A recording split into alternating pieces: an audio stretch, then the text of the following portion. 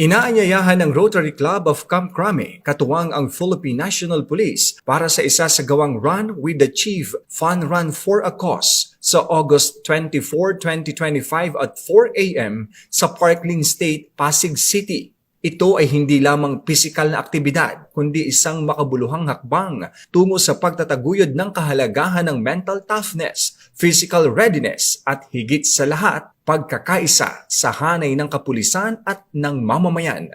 Muli, sama-sama tayong makiisa, makilahok at makitakbo sa Fun Run with the Chief para sa diwa ng pagkakaisa, pagtutulungan at pangangalaga sa kalusugan. I-scan at mag-register sa QR code.